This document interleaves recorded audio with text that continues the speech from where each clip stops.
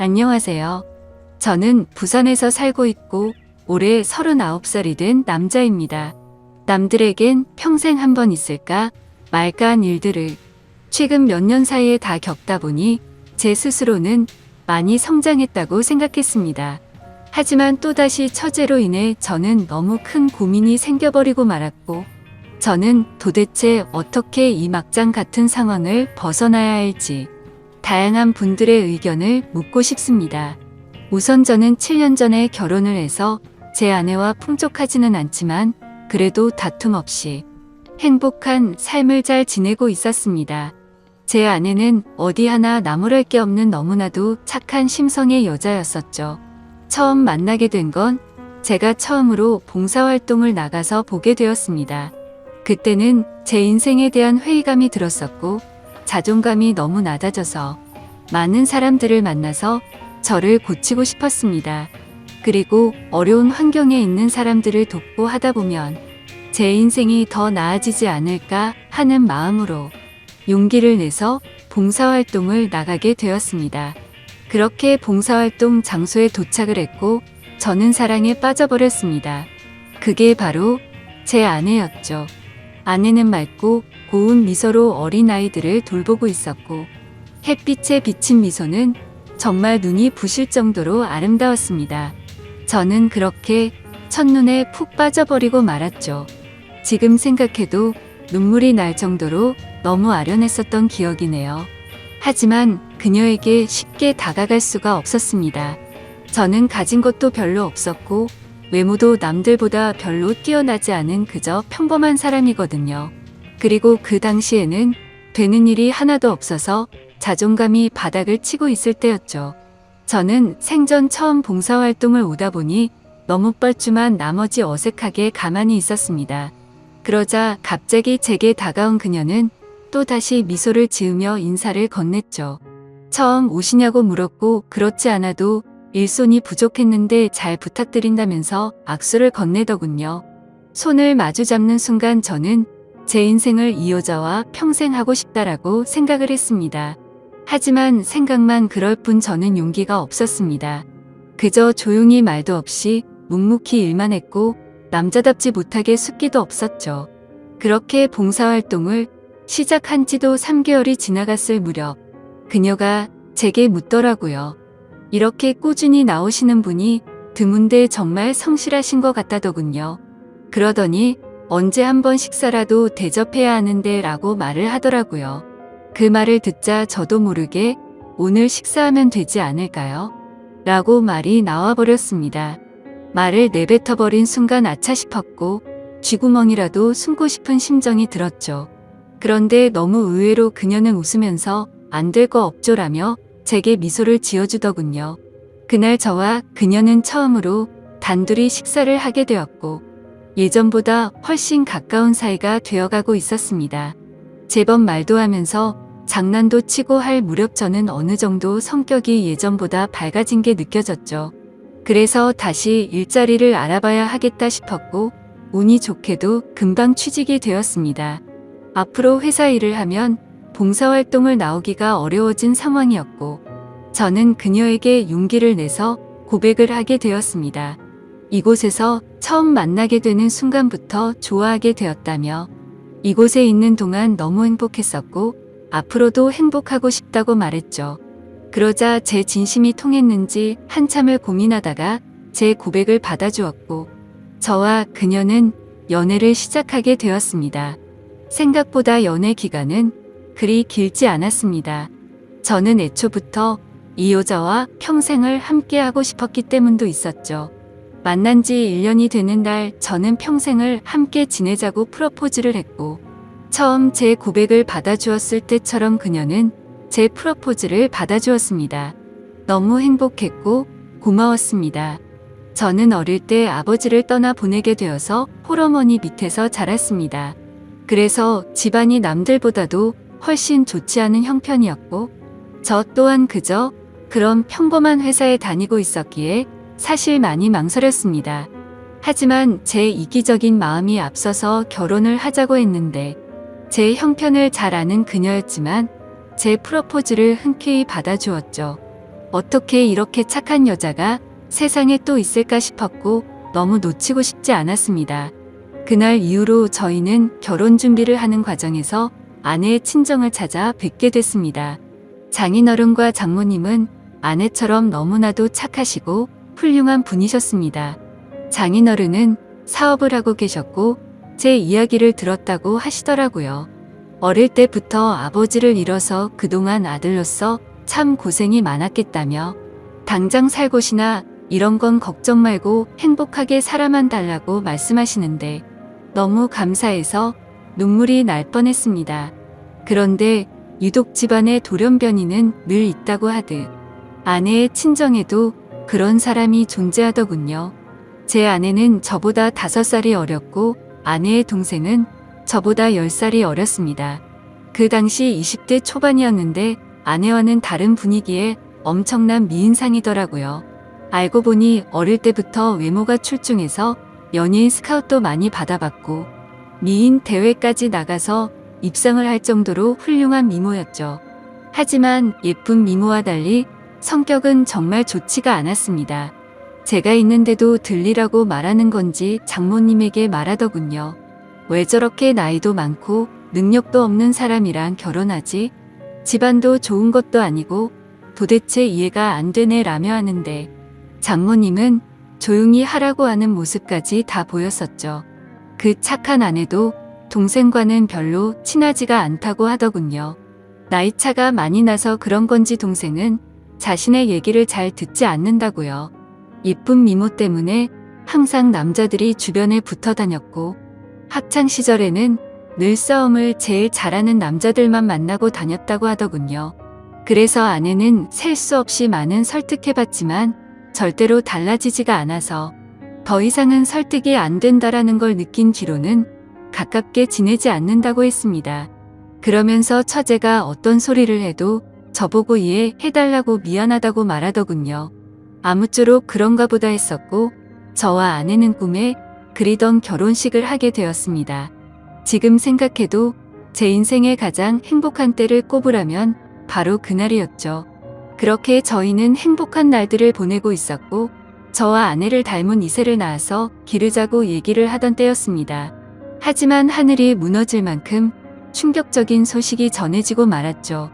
결혼을 한 지 2년 만에 제 아내는 불의의 교통사고를 당하게 되었고 정말 생각하지도 못했던 일이 벌어졌기에 너무 큰 충격과 슬픔에 잠겨버렸습니다. 저와 제 아내는 정말 그 누구보다도 서로를 사랑했습니다. 갑자기 외톨이가 되어버린 저는 숨을 쉬는 것조차 힘이 들었고 나쁜 생각까지 해버릴까 할 정도로 힘이 들었죠. 하지만 저만 바라보고 살아오신 어머니를 생각하면 차마 불효를 저지를 수가 없었습니다. 그렇게 저는 인생을 놓아버린 듯이 살아갔습니다. 기계처럼 회사만 다녀오고 갈 뿐이었죠. 그러다가 어느 날 술을 마시고는 그냥 로또나 당첨돼서 편하게 살고 싶다라는 생각이 들더군요. 그런 마음을 먹은 뒤로 저는 1년이 넘게 어머니의 용돈과 최소 생활비를 제외하고는 무조건 로또를 사는데 돈을 다 썼습니다. 그 결과 3등까지는 3번 정도가 됐지만 2등은 단 한 차례도 나오지가 않더군요. 그래도 많은 걸 내려놓고 하다 보니 마음만큼은 편했습니다. 잃어도 그만이라는 생각으로 시작했기 때문이죠. 그러다 결국 하늘이 제게도 기회를 주었죠. 1등이 당첨이 되었는데 정말 그때는 너무 놀라서 말도 못했습니다. 솔직히 당첨금을 받으러 가는 날까지 잠도 한숨 제대로 못 잤고 매일 같이 꿈을 꾸는데 당첨이 안 된 것부터 시작해서 로또가 망했다는 뉴스까지 나오고 별의 별 꿈을 다 꿨었죠. 아무튼 그런 걱정들은 무의미했고 결국 당첨금을 받게 되었죠. 세금을 다 떼고 보니 실수령액은 10억 5천만 원이라는 큰 돈을 얻게 되었습니다. 막상 그런 큰 돈이 생기니까 이걸 어디다 어떻게 써야 할지 감이 안 오더라고요. 하지만 가장 먼저 돈을 쓰게 된 곳은 제 아내의 납골 땅을 더 좋은 곳으로 옮긴 거였죠. 너무 슬펐습니다. 아내가 있었을 때 이런 좋은 일이 있었으면 원하는 것 다 해줬을 텐데 싶어서 눈물이 펑펑 나더군요. 그날 이후로 저는 회사를 그만두게 되었고 제 어머니의 집을 조금 더 좋은 곳으로 옮겨드렸습니다. 그리고 나서 앞으로 어떻게 살아갈지 생각을 해봤죠. 남은 금액으로는 평생 먹고 살기에는 무리였기에 젊은 시절 생각해보던 요식업을 해보는 게 어떨까 생각을 하게 됐습니다. 그렇게 어차피 내 돈이 아니었다 생각하고 과감히 많은 돈을 투자해서 식당을 열게 되었습니다. 사업에 경력이 없어서 많이 서툴렀지만 남들처럼 열심히 했습니다. 그래서 처음에는 많이 남던 잔반들이 점점 줄어드는 걸 느꼈고 갈수록 손님들이 늘어나서 소소한 행복들을 느끼고 있었죠. 그렇게 남들과 다르지 않은 생활을 해오던 중 갑자기 장모님에게서 연락이 오게 되었습니다. 장인어른이 쓰러지셔서 연락을 할까 말까 망설이다가 연락을 했다고 하시더라고요. 저는 너무 서운해서 말씀드렸죠. 언제는 아들이라고 하시더니 이런 걸 고민하시냐며 당장 병원으로 찾아갔습니다. 장인어른은 의식이 없으셨던 상태셨고 자초지종을 들어보니 사업이 힘들어지면서 요 근래에 스트레스를 많이 받으셨답니다. 결국에는 상황이 힘들어지다 보니 직원들이 대거 이탈을 하게 됐고 그 와중에 믿었던 사람에게 돈을 융통하려다 사기까지 당하게 되셨답니다. 그 충격으로 며칠 동안 앓으시다가 결국 쓰러지셨다고 말씀하시더라고요. 그래서 저는 장모님의 손을 꼭 잡고 제가 여유 자금이 있으니 도움을 드린다고 했죠. 장모님은 절대로 받을 수 없다며 자신의 딸로 인해 제가 얼마나 힘든지 잘 안다면서 어떻게 그 돈을 받겠냐며 눈물을 흘리셨죠. 저는 오랜 설득 끝에 장모님께 결국 돈을 드리게 되었습니다. 하지만 결국 아들처럼 저를 대해주시던 장인어른은 끝끝내 버티지 못하시고 세상을 떠나시게 되었죠. 결국 제가 해드린 돈과 장인어른의 보험금을 합쳐서 겨우 빚쟁이 신세는 면하게 되었습니다. 그 과정에서 제가 많은 도움을 드리느라 항상 친정에 하루가 멀다 하고 드나들었고 처제도 자주 마주하게 되었었죠. 그러다 어느 날 처제가 너무 힘들다면서 술 한잔 사주시면 안 되냐고 제게 묻더군요. 그래서 어려울 거 없는 부탁이었기에 처제와 저는 둘이서 술을 마시게 되었습니다. 한창 술을 마시다 술이 조금 취하니까 처제는 아내 얘기를 꺼내더군요. 언니에게 너무 못했던 게 매일 생각났고 시간을 되돌릴 수 있다면 잘하고 싶다고. 착한 언니를 왜 빨리 데려갔는지 하늘이 원망스럽다며 펑펑 울더라고요. 그러면서 예전에 제게 잘못했던 부분들도 너무 미안했다며 철이 없어서 했던 짓이지만 형부에게 상처를 준 걸 생각하면 자기 자신이 너무 밉다고 울면서 말하는데 그 말에 저는 처제의 진심이 너무 와닿았습니다. 그래서 그날 이후로 저는 처제를 다시 보게 되었습니다. 얼굴만 예쁠 뿐만 아니라 본래 성격은 역시나 부모님과 아내를 닮아서 착한 사람이었구나 라고 생각했죠. 그리고 나서 처제와 많은 대화들을 나누었습니다. 많은 대화를 나누다 보니 그동안 서먹했던 사이가 조금은 풀어지는 듯했고 말을 이어가다가 처제는 제게 질문을 했죠. 갑자기 왜 이렇게 돈이 많냐고 묻더군요. 저는 그래서 약간은 당황했지만 거짓말로 대답을 했습니다. 왠지 로또 당첨이 되어서 벼락부자가 됐다라고 말하기는 창피한 마음이 들었던 거죠. 그냥 예전에 묵혀두었던 주식이 조금 올라서 그걸로 사업을 시작했는데 운이 좋게도 장사가 잘 되고 있다고 말했습니다. 지금 돌이켜 생각해보면 그때 장사가 잘 된다고 했던 그 말이 제 인생에 있어서 천추의 한이 될 거라고는 생각조차 못했습니다. 여하튼 그날 술자리를 계기로 처제와 저는 종종 밥도 먹고 술도 마시게 되었죠. 그러다 결국 인간으로서 절대로 해서는 안 될 실수를 저지르고 말았습니다. 제 인생에 있어서 너무 후회가 되는 일이었죠. 다른 날과 다름없이 처제와 술을 마시게 되었습니다. 그 당시에는 처제에게 용돈을 주고 지냈었기에 그날도 제가 술값을 계산하려고 했죠. 그런데 갑자기 처제가 일해서 돈을 벌었다며 자기가 술을 산다고 하더군요. 처제가 일한다는 소리는 못 들어서 의아하긴 했지만 고집을 꺾지는 못했습니다. 그러더니 대신 저보고 다음 술자리를 사라고 해서 얼떨결에 그러겠다고 했죠. 근데 문제는 제가 술이 그렇게 세지가 않았다는 겁니다. 그래서 항상 한 자리에서만 마시고 헤어지다가 처음으로 술을 더 마시러 가게 되었습니다. 그날따라 처제는 평소와 다르게 계속해서 제게 술을 권하더라고요. 그러다 저는 화장실을 가게 되었고 밖에서 남자들이 하는 얘기를 들었습니다. 왜 저렇게 예쁜 여자가 저런 남자랑 있지?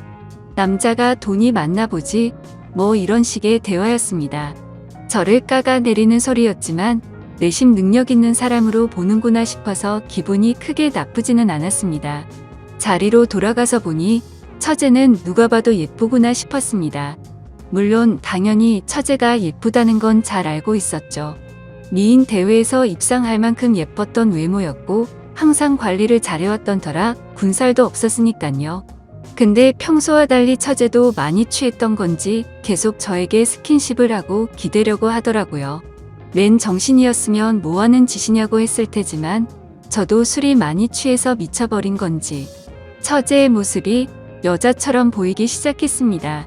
그러다 술을 마시는 내내 손을 꼭 잡고 있다가 결국에 둘이서 넘어서는 안 될 선을 넘게 되었죠.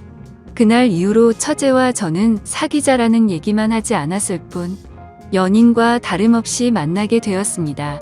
아내 생각에 절대 이건 아니다 싶었고 이런 관계를 그만하자고 만나서 얘기하려고도 해봤습니다. 하지만 막상 만나면 너무 예쁜 미모에 홀려서 또 같은 실수를 하게 되었죠. 그런 관계를 오랫동안 이어오다 보니 너무 자연스러운 만남은 그 누구도 모르게 몰래 계속 만나왔습니다. 그러다가 결국 생각하지도 못한 일이 터졌습니다. 평생 겪지 못해본 유례 없던 전염병이 돌기 시작하게 되었던 거죠. 항상 많은 수익을 유지해 주었던 저희 식당도 너무 큰 위기가 생겨버렸습니다. 하루에 매출 300만 원은 찍던 가게가 하루아침에 30만 원도 못 팔게 되자 그때부터 상황은 너무 심각하게 돌아갔던 거죠. 몇 년 동안 이런 적이 없었기에 모아뒀던 돈들은 시설 재투자로 많은 자금을 지출한 상태였었고 가만히 숨만 쉬어도 나가는 돈이 어마어마했습니다. 결국에는 어떻게든 버티려고 발버둥을 쳐봤지만 도저히 끝날 줄 모르는 상황에 모든 걸 포기하게 되었죠. 그동안 모든 정성을 쏟아부었던 가게를 폐업 처리를 하는데 정말 한숨만 나오고 너무 슬펐습니다. 말 그대로 저는 한마디로 알거지가 되어버렸습니다. 하지만 그런 아픈 마음을 위로해주는 사람은 단 한 명도 없었죠.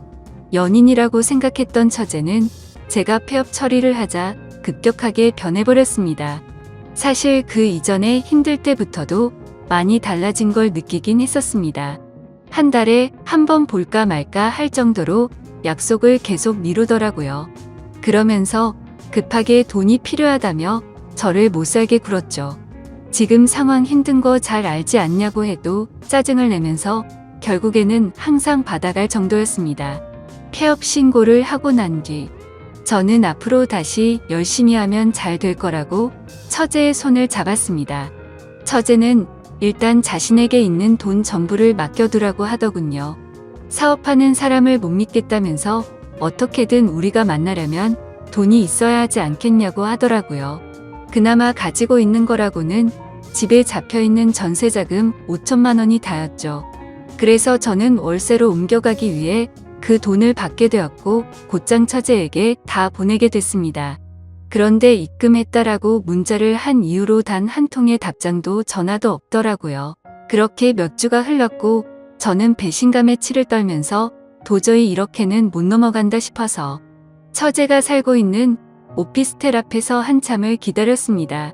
그날 자정이 다 되어서야 처제는 어떤 건장한 남자와 팔짱을 끼고 나타나더군요. 정말 순간적으로 눈이 돌아갔습니다. 그 남자와 맞붙어서 절대로 이길 자신이 없었지만 제 눈에는 이미 그런 게 보이지 않았고 욕을 하면서 뛰쳐나갔죠. 처제는 깜짝 놀라더니 왜 여길 찾아왔냐고 하더라고요. 그래서 저는 내 돈 찾으러 왔지 왜 연락을 안 받냐고 소리를 질러댔습니다. 그러자 처제는 가짠타는 듯이 제 눈을 똑바로 쳐다보면서 욕을 내뱉더군요. 내가 너한테 그동안 당해온 게 있어서 위로금 차원으로 생각하고 받은 건데 뭐가 문제냐면서 감옥에 안 보낸 걸 감사하게 생각하라고 말하더군요. 정말 망치로 머리를 맞은 기분이었습니다. 처제도 저와 같은 마음인 줄 알았는데 그게 아니었던 거죠. 그저 저는 돈을 주는 기계처럼 생각했던 거였습니다. 저는 순간 너무 분노가 치밀어 올라서 달려들려고 하는데 그 건장한 남자가 제 멱살을 잡더라고요. 내가 네 처제 되는 여자 남자친구인데 무슨 헛소리를 짓거리냐고 하더군요. 인간 같지도 않은 짓 해놓고 무슨 염치로 여길 오냐면서 마음 같아서는 묵사발 내주고 싶은데 지금 사고치면 안 돼서 겨우 참는 거라고 말하더군요. 그러고는 저를 밀쳐버리고는 처제의 집으로 둘이 같이 들어갔습니다. 그냥 누가 봐도 그 남자는 건달이었습니다. 온몸에 문신이 가득했고 사고를 치면 안 된다고 하는 걸 봐서 느낌이 왔죠. 심지어 그런 모습을 보니까 그 남자와 짜고서 제게 돈을 뜯어낸 게 아닌가라는 생각이 들었습니다. 하지만 인간 같지도 않다라는 말은